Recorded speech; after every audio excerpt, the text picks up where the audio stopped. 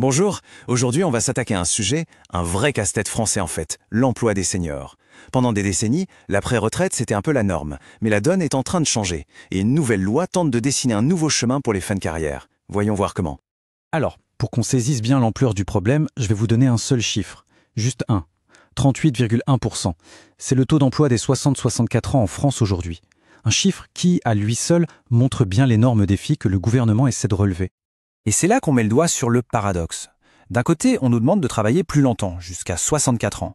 Mais de l'autre, on a ce chiffre. Moins de 4 personnes sur 10 de cette tranche d'âge ont un travail.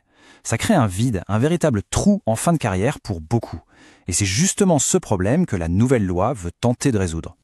Alors, la solution phare de cette loi, sa pierre angulaire, c'est la création d'un contrat de travail très spécifique. Regardons ça de plus près. Le voilà, ce fameux contrat. Il s'appelle le contrat de valorisation de l'expérience, ou CVE. En gros, c'est une sorte de nouvelle version du CDI senior qui n'avait pas vraiment fonctionné.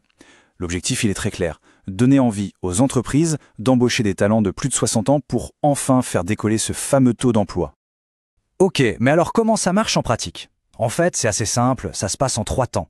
Premier temps, l'embauche. Une entreprise recrute une personne de 60 ans ou plus. Deuxième temps, très important, la déclaration. Le salarié, une fois embauché, dit noir sur blanc « Voilà la date exacte à laquelle je pourrais partir à la retraite à taux plein ». Et troisième temps, et c'est là toute l'astuce du contrat, la fin. À cette date précise, l'employeur peut mettre fin au contrat. C'est clair, c'est net, c'est prévisible pour tout le monde. Bon, on pourrait se dire, c'est bien beau tout ça, mais pourquoi les entreprises joueraient-elles le jeu ? Qu'est-ce qu'elles y gagnent ? Eh bien, on va voir qu'il y a des avantages très concrets pour elles, et ça explique pourquoi, du côté des ressources humaines, l'accueil est plutôt bon. Mais quand on dit « plutôt bon », c'est un euphémisme. Une consultation de l'Association nationale des DRH montre que 77% de ses membres sont pour ce contrat. C'est un soutien massif. Alors, qu'est-ce qui peut bien expliquer un tel enthousiasme de la part des entreprises ? La motivation, elle est double en fait. D'abord, il y a le côté financier, évidemment. L'entreprise va être exonérée d'une bonne partie des charges sur l'indemnité de départ à la retraite. C'est une économie non négligeable. Mais le plus important, ce n'est peut-être même pas ça. Le vrai cadeau du CVE pour une entreprise, c'est un mot, la prévisibilité. Et ce visuel résume parfaitement le changement. Avant, un employeur ne pouvait pas imposer un départ à la retraite avant les 70 ans du salarié. C'était un horizon lointain et un peu flou.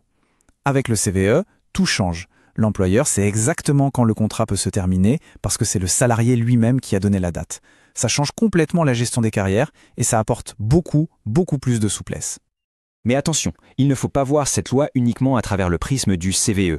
Ce serait une erreur, parce qu'en réalité, elle embarque tout un tas d'autres mesures qui vont vraiment redessiner le paysage des fins de carrière en France.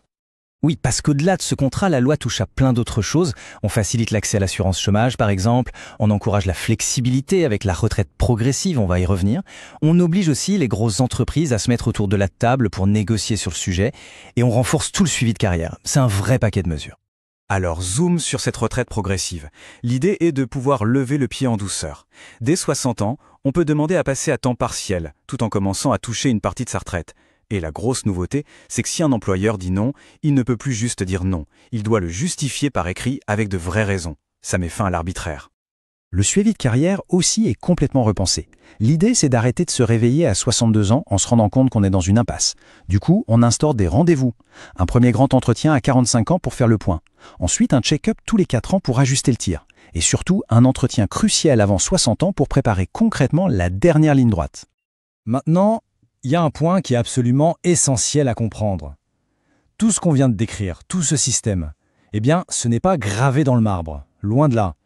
Le gouvernement le présente vraiment comme une expérimentation à grande échelle. Exactement. Il faut vraiment voir tout ça, le CVE en tête d'affiche, comme un gigantesque test grandeur nature. Ça va être lancé en 2025 pour une durée de 5 ans. Et c'est seulement au bout de ces 5 ans qu'on fera le bilan.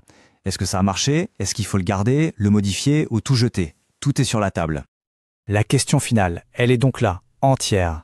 Est-ce que ce nouveau contrat, soutenu par toutes ces mesures, va vraiment réussir à changer les mentalités et à réécrire le dernier chapitre de la carrière en France ? L'avenir et les résultats de cette expérimentation de 5 ans nous le diront.